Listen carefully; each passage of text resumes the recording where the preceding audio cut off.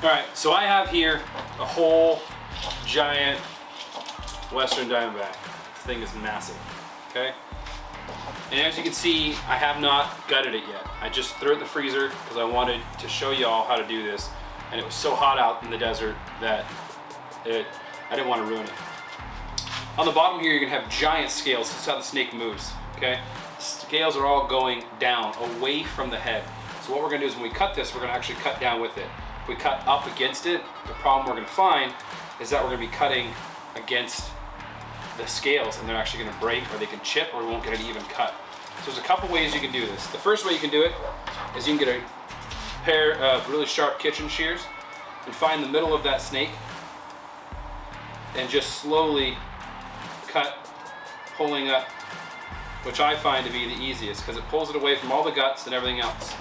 Another way is you can get a really sharp knife that you would use for skinning or anything like that, and you can run it along the top of that snake. The problem with that is you can slip, you can poke into the guts, you cannot make a straight cut. Still doable, just get yourself a nice pair of scissors because you're gonna allow yourself to get that perfectly straight cut, and you can kind of almost just hold the snake up and pull it across, keeping it perfectly even. The reason we wanna keep it even is for the aesthetic of the skin itself. If you're using leather work, you want it to be equal on both sides. The same white on each side, kind of like that border. So by using a pair of kitchen shears, we can really get that border perfect. So just take your time, go all the way down. This guy's still a little bit frozen from being in the freezer, but I usually just pull them. You can do this right after a lot of times we'll do this right after we kill them. Away from camp, I don't just kill snakes to kill snakes, okay?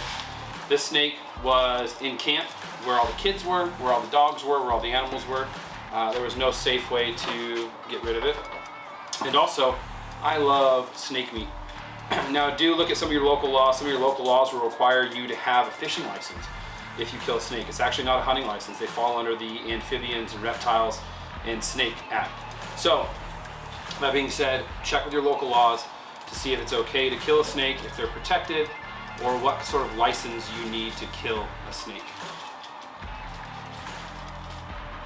And don't just throw it in the trash. These snakes are delicious. The meat is incredible. I'm going to show you how to pull the meat off. We're going to show you how to make a beautiful recipe with it. So I'm just going to keep going. I can hear that rattler going. You're going to go all the way down to where the bands start on the base of the tail. There's the sex organs and also the anus, where we're going to go down to. Then you got these bands that are going to show up where the rattle is. Where those bands are, we're going to stop right where the sex organ is so we can skin this snake out. Skinning is super simple. All we're going to do, the guts out, so that I know that the skin isn't going to get infected or torn up or gross, or if there's mites or anything on that skin, it's not going to go into the meat itself. So all you're going to do is you're going to take that skin right at the top of the base where the head is, and you're going to pull it off like you would a sock, pulling opposite way. So you're going to grab the meat, you're going to grab that skin, and you're just going to give it a gentle tug. There's not ripping, there's not pulling, there's no crazy knife involved. You're just going to pull that snake. Just like that. The bigger they are, the easier they are. The smaller they are, they seem to be, usually they'll tend to be a little tougher, just because they're attached pretty hardcore to this. And I'm just going to keep going gentle, not using a lot of force. I'm just pulling one way, pulling the other way to get this snake off.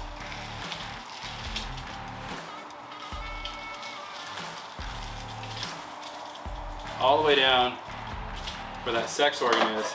Then I'm going to take my scissors and cut that off. This way, the musk gland, all the scent glands and all that stuff is still in the base of that tail. And you can see that the hide, the skin, came off beautiful and perfect. This snake was huge. That's my hand on that. We're able to tan that out and make a gorgeous snake skin off that snake. Now comes the fun part of gutting this snake. You can see here there's a bunch of fat. So this means that it's a really healthy snake. You'll see a lot more fat on females because of their eggs and all the other stuff, just like any other animals, reptiles that you would have. So all you're going to do is, starting up at the neck area, where the esophagus goes in. You'll see a little esophagus right there. There's the esophagus. You're gonna start to pull that esophagus, and as that esophagus pulls up, it's gonna go down into your guts, into the main stomach area of the snake. Once you get down in that stomach area, you'll start to see a little pocket, okay? So here's that esophagus, getting down into that pocket of that snake. You're just gonna keep pulling, just like you did with the skin, you're just gonna pull it. This whole gut sack's gonna come out. It looks a lot like a fish, it acts like a fish with the internal organs. I'm not using knives, I'm not getting in there chopping, I'm not cutting. I'm just slowly pulling out all of those entrails. So all of those entrails are out.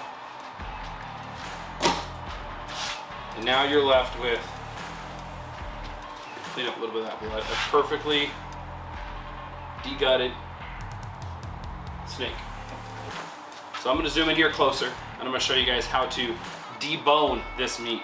Because to me, that is more important than chopping this sucker up, throwing it onto the grill, throwing it into whatever.